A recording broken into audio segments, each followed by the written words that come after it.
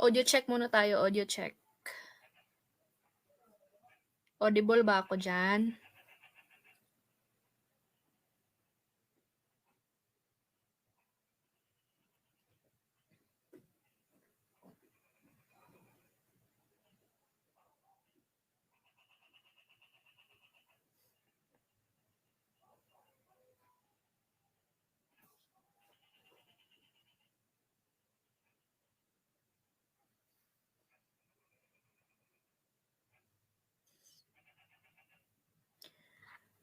Okay, so for those who didn't able to attend kanina, so let me introduce again myself. I am Patrolwoman DESSA Abareja. So I graduated last 2018 and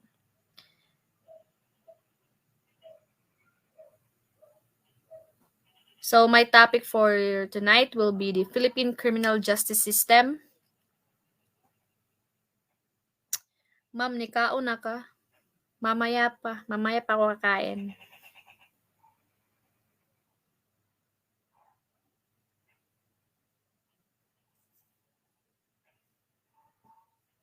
Wala muna tayong face reveal ngayon.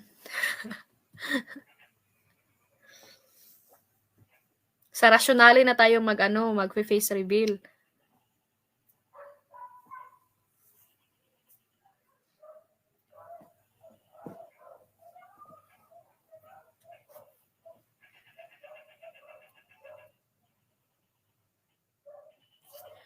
So, what is Philippine criminal justice system? So, according to an executive order outlined by former President Corazon Aquino on 1989, these 5 pillars shall work with each other through deck and balances in order to serve the public.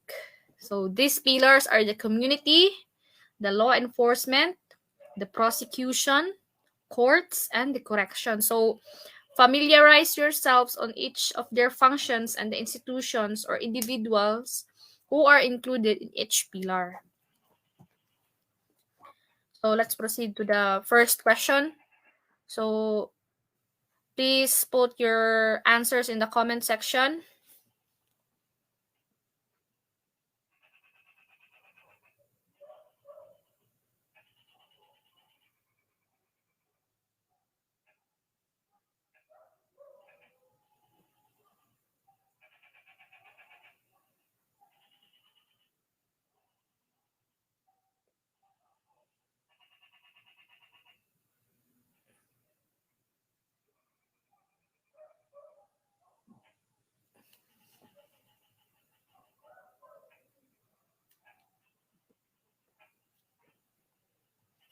Remember that ang question is systematized process. So process meaning the whole process.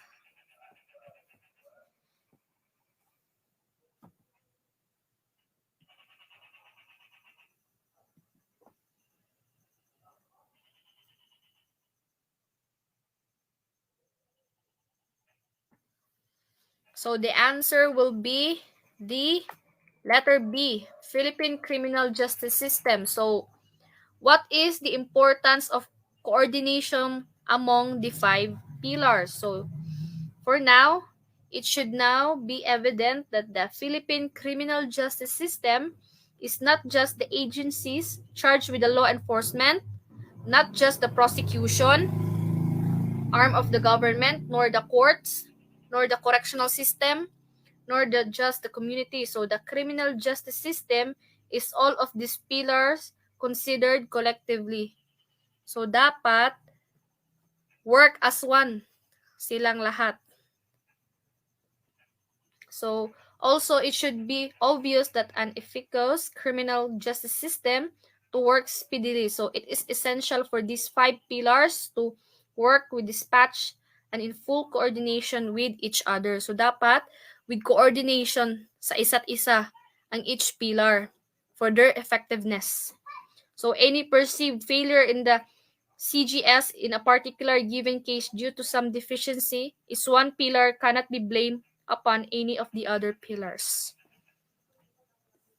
So any dysfunction of each pillar cannot blame the other pillars because each pillar should coordinate with each other to have a fruitful result. So let's proceed to the number 2 question.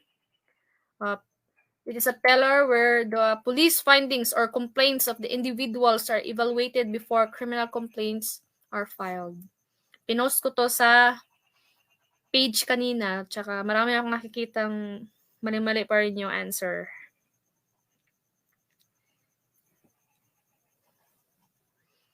Please put your answers on the comment section.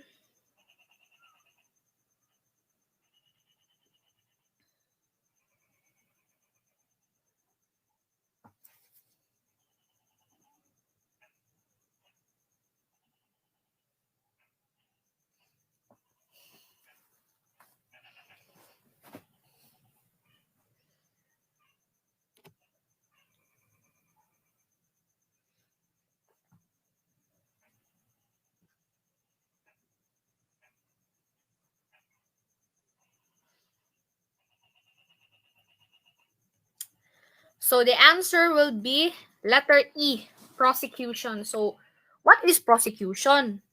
So prosecution refer to either the process in the criminal justice system or a party in a criminal proceeding. So it is the course of action or process whereby accusations are brought before a court of justice, so to determine the innocence of guilt. So in criminal action, it is a proceeding instituted and carried on by due course of law. So before a competent tribunal, for the purpose of determining the guilt or innocence of a person charged with a crime. So the party in criminal proceeding who instituted the criminal action is called the prosecution. So the party against whom the criminal action was instituted is called the defense. So in all criminal prosecutions, the real offended party is the people of the Philippines. So nakikita nyo naman yun sa people of the Philippines versus blah blah blah, ganyan, di ba? So for a crime is an outrage against, and its vindication is in the favor of the people and the sovereign state. So thus all criminal cases are titled people of the Philippines versus blank or the name of the accused. For example, people of the Philippines versus REJAS. That is where prosecutions, the role of the prosecutions. So who is the actor of the prosecution?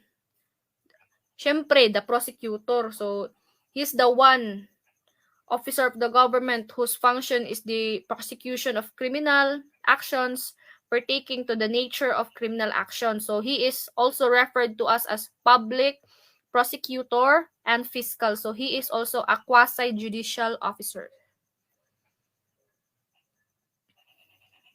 So, what is the role of the prosecution in the criminal justice system?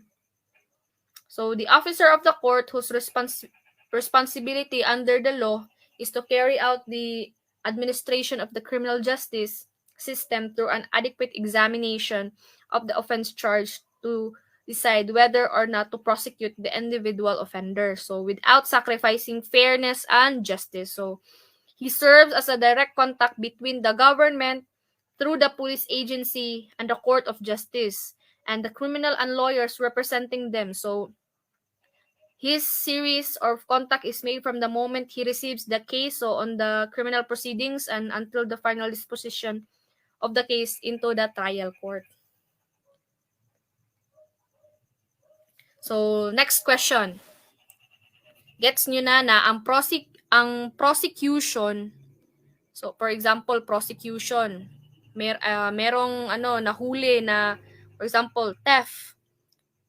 Dinadala muna ito sa prosecution to find a probable cause before proceeding to the court. So, ang prosecution, ang main na role niya is to determine the probable cause. If totoo ba yung binibintang ng isang law enforcer. So, number 3, Pillar in PCGS, which is mandated to administer rehabilitation programs for offenders to get them ready to be integrated in the community again. So, please comment your answers on the comment section.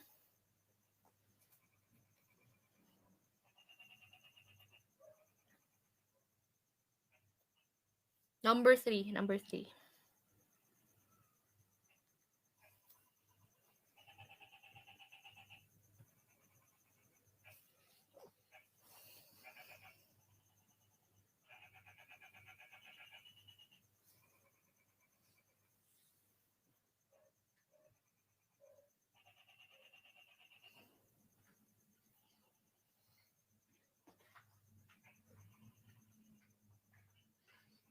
So from the question itself, rehabilitation programs, they are the one to administer. So klarong-klaro na yung answer is the correction. So what is correction?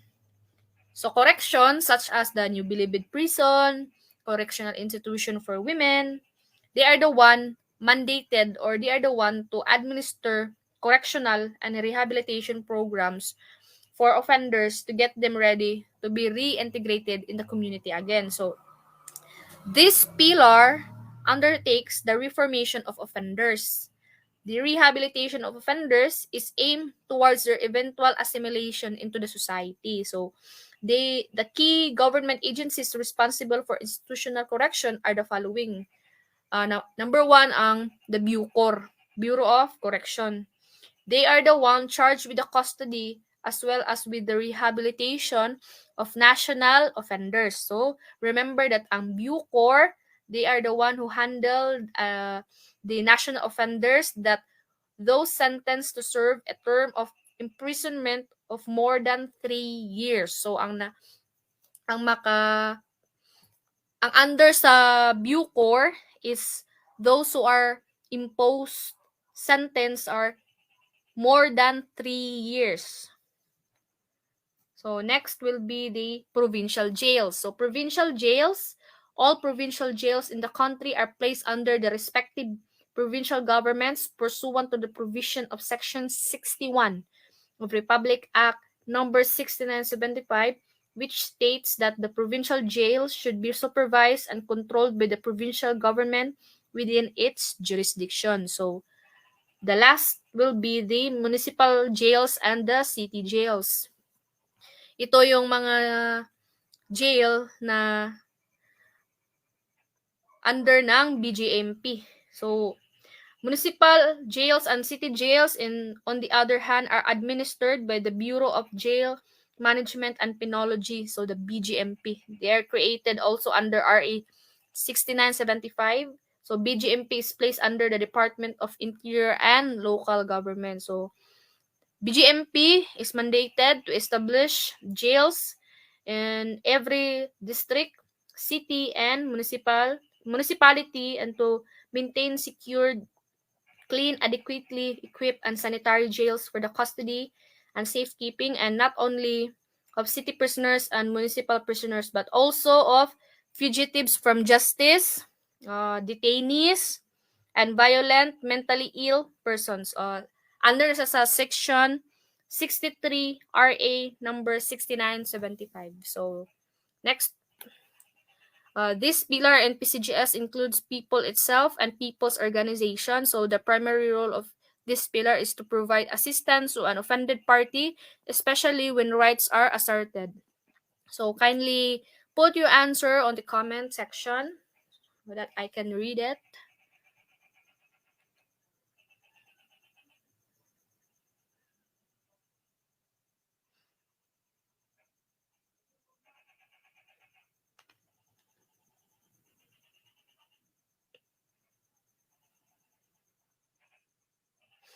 So remember that the primary role of this pillar is to provide the assistance to an offended party.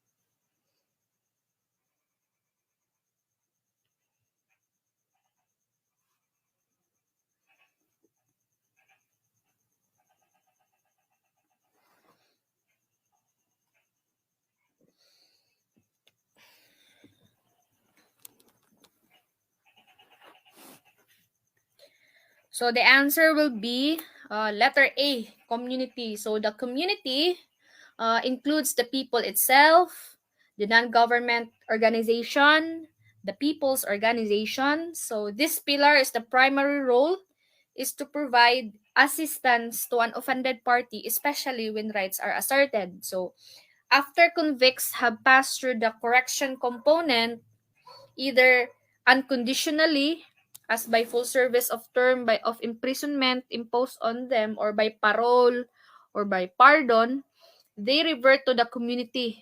Revert means balik na sila sa community and either lead normal lives as law-abiding citizen in their barangays or regrettably commit other crimes and those go back through the same stages of the criminal justice system. So some of the kaning mga nakalaya na na mga uh, mga prisoner pagbalik sa community, many of them were labeled na ay yung si Mr. A ganyan nakalaya na nilelabel sila kaya to the point na nagko-commit na naman sila ng crime at saka back to cycle na naman ng CGS, babalik na naman siya sa law enforcement until sa prosecution, sa court, after sa court, sa correction, tsaka after niya sa correction, ibabalik din naman siya sa community. So, the main reason why a person commit crime again, it's because the reality today in our community, if you are if you are from a correction facility or correction institution, if you're gone back to the community, you have less opportunities for the jobs, you are being criticized so that you have less opportunity. So what is your purpose on being back to the community, 'di ba? Para makahanap ng trabaho, para mabuhay mo ng maayos yung gusto mo na pamumuhay, 'di ba? 'Di ba ganyan? Discrimination talaga ang isa sa rason bakit nagko-commit ng crime nakakommit ng crime ulit ang isang mga ex-convict. So, if you kung meron kayong mga kakilala na mga ex-convict, i-encourage nyo sila. I-encourage nyo para males yung males yung mga self-pity nila sa kanilang sarili.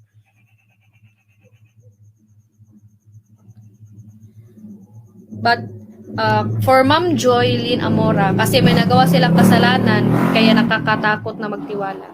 So, yes, totoo na nakakatakot tayo na magtiwala. Pero kung alam mong nakakilala mo yan, ganyan, ikaw yung unang tao na magtitiwala sa kanya para ma-boost ang kanyang self-esteem, para maiwas na siya sa mga kaguluhan, para maiwas siya sa susunod pa na mga krimen na kanyang magagawa. So, next question. The pillar in the PCGS which ensures that justice shall prevail and the rights of the accused is observed. So, can you put your answer in the comment section?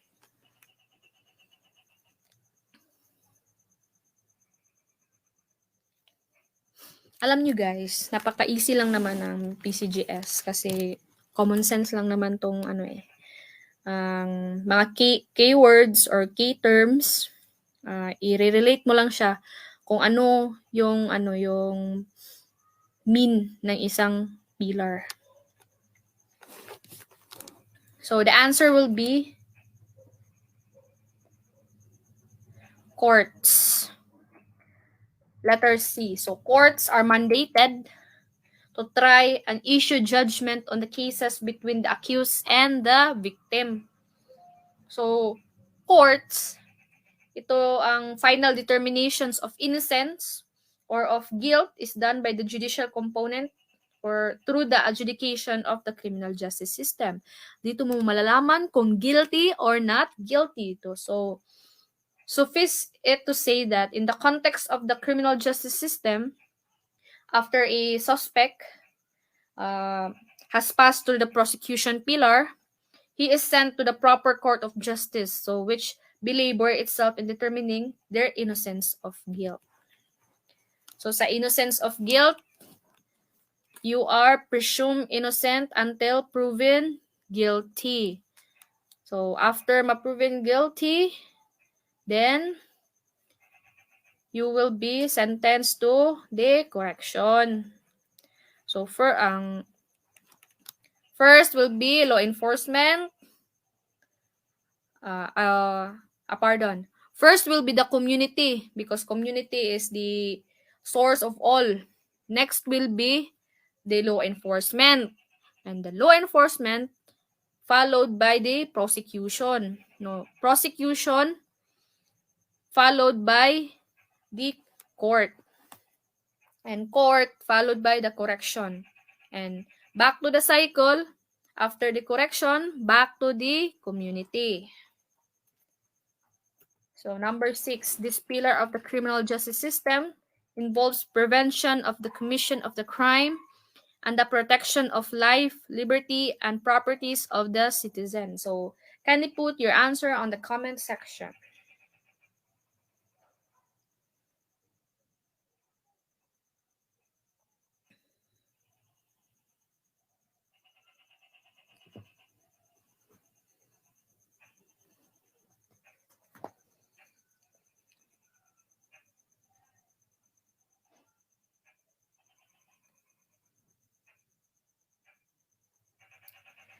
So the answer will be letter B, law enforcement. So law enforcement includes the government agencies in charge with the enforcement of penal laws such as the PNP, NBI, PDEA, and etc. So law enforcement pillar is responsible for investigation, determination whether an offense has been committed, and apprehension of the accused for further investigation.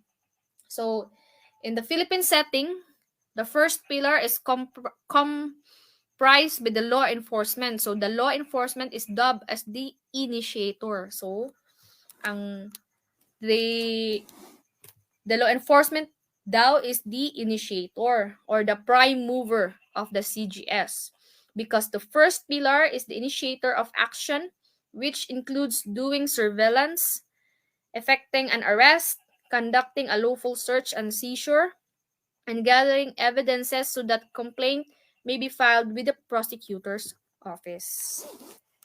So next will be 7. The following are the agencies involved in the Philippine criminal justice system, except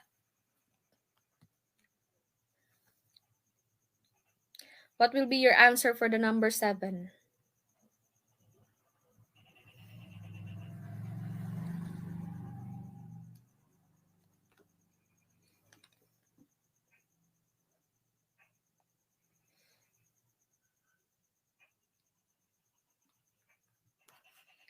So the answer will be letter B, Insurance Commission.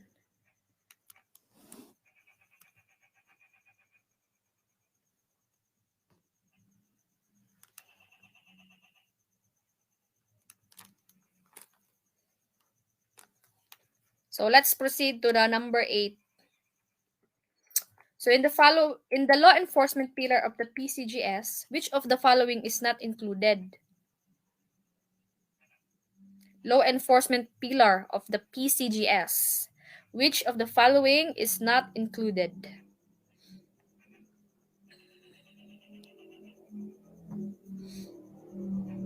Remember, law enforcement pillar.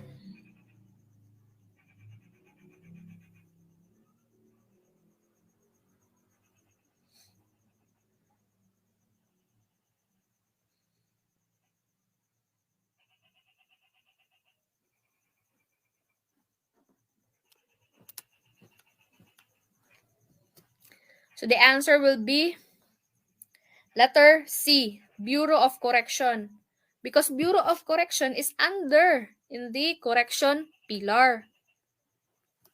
That's why Bureau of Correction is not included in the law enforcement. So, next time when you look at the question, look for a keyword. For example, in this number 8, in the law enforcement pillar. So, look at the choices. Law enforcement pillar. So, eliminate the Bureau of Corrections because Bureau of Correction is the the correction pillar, not in the law enforcement pillar. So, gets nyo na? So, number 9. Who is the following shall be considered part of the prosecution pillar of the PCGS? So, what will be your answer?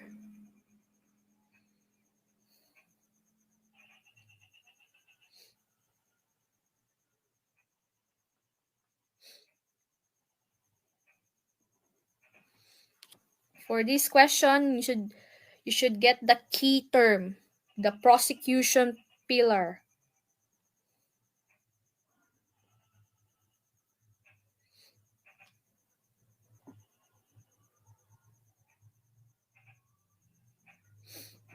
There's a difference between fiscal and judge.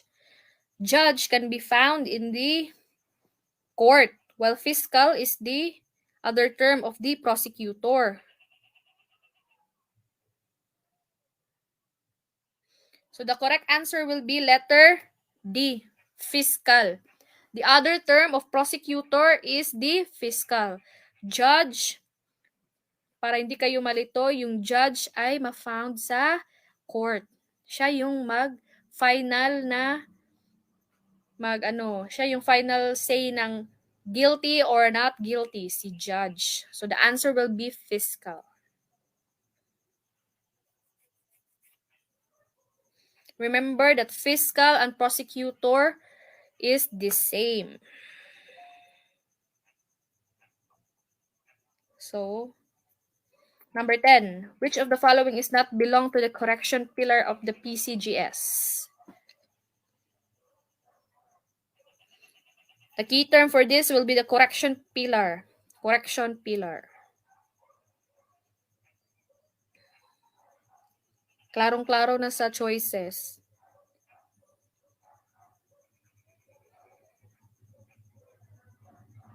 Klarong-klaro na sa choices ha. Not belong to the correction pillar of the PCGS.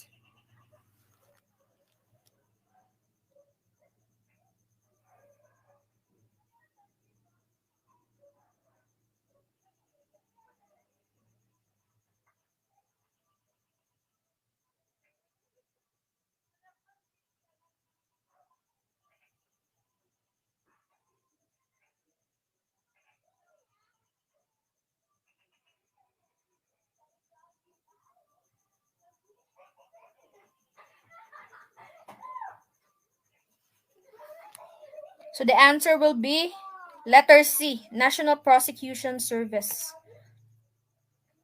Because New Bilibid Prison, Bucor, BGMP, and CIW are under sa correction pillar.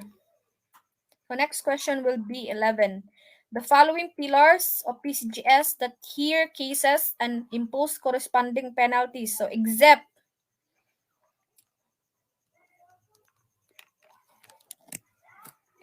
So the keyword for this are pillars of PCGS that hear cases and impose corresponding penalties. So yung hindi kasali, yung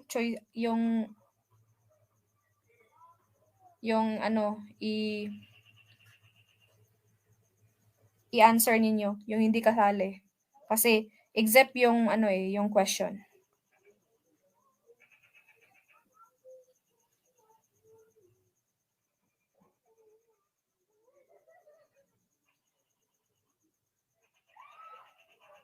So the answer will be letter B, ombudsman. Because ombudsman is not under the one that hear and case and impose corresponding penalties. Ombudsman is a special court. So when you ask, ma'am, ano yung lupong tagapamayapa? Lupong tagapamayapa is under the barangay level of cases. They are the one who settle those cases in the barangay level, lupong tagapamayapa.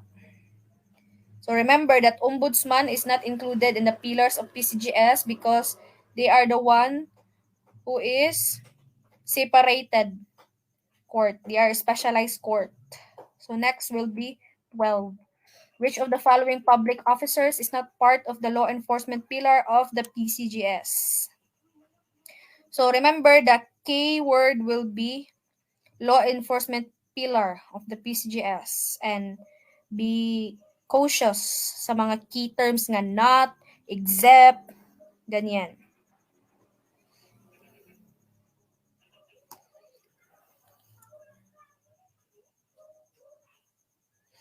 So ano yung hindi kasali dyan sa number 12?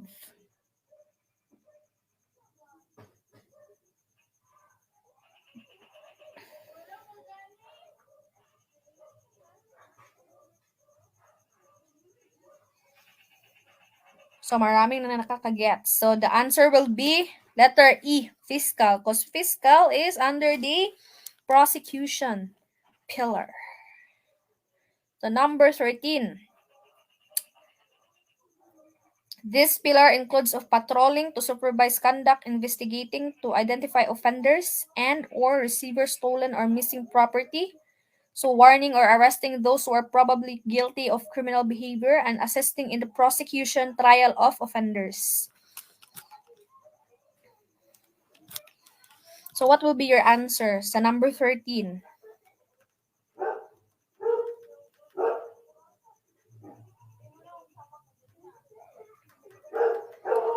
So the answer will be letter B, law enforcement, because they are the one who conduct patrolling, investigating, and also they are the one who assist to the prosecution or the trial of the offenders.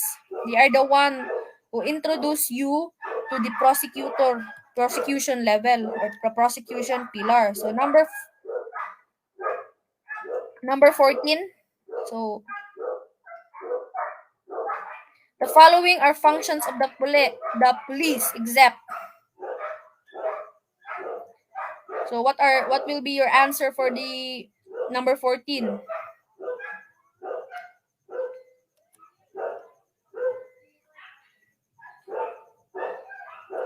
So number 14 will be letter D, arraignment of the accused. So what is arraignment? Arraignment, ito yung yung time na babasahin na sa'yo yung case na binibintang sa'yo. So you are arraigned and you will reply guilty or not guilty. So if you answer not guilty, then the case will continue to be heard. So the last number, the number 15. So this pillar must decide the culpability or innocence of the accused after careful examinations of the records of the case after its trial on the merits. So what will be your answer on the number 15? So this pillar must decide the culpability or innocence of the accused. So parang klarong-klaro na yung culpability or innocence. Kasi dito mo malalaman yung final verdict na guilty or not guilty. So the final answer will be letter C, courts.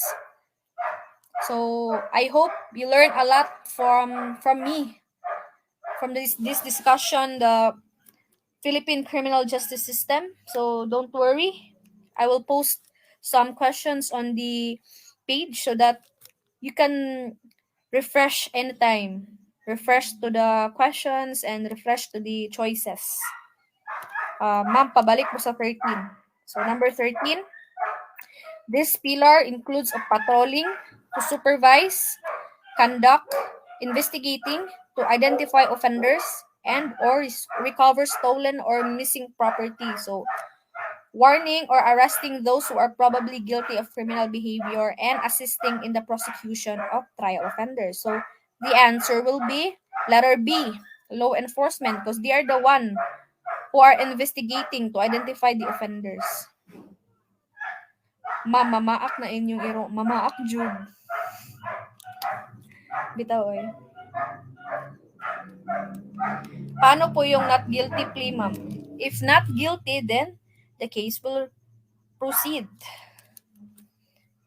Kaya meron tayong mga hearing to prove the kuan. Kasi sa Philippine setting, presume innocent until proven guilty. So, dapat, pag mag-not guilty ka, continue ang hearing sa case. So, thank you for listening. God bless to your examination and focus on your exam.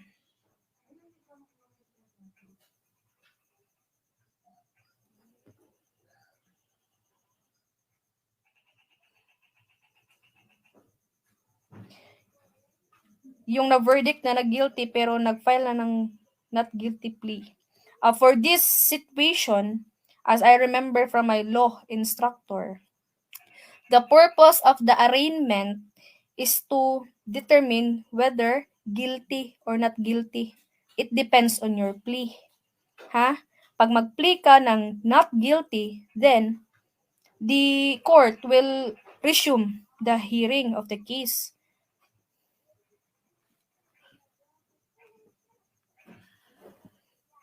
So, thank you for your cooperation. Thank you for listening, and God bless to your exam. I hope you will all pass the Napolcom PNP entrance examination.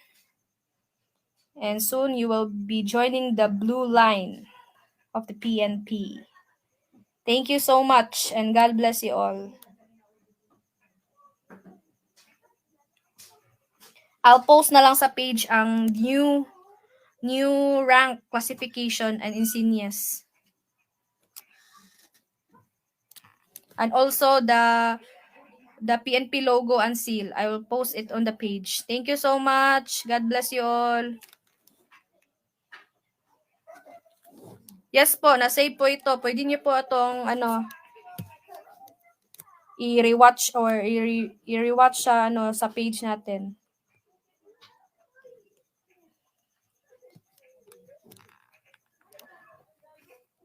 Yung hindi naka-attend kanina sa discussion, you can rewatch the discussion nasa page. Thank you so much, and God bless us all.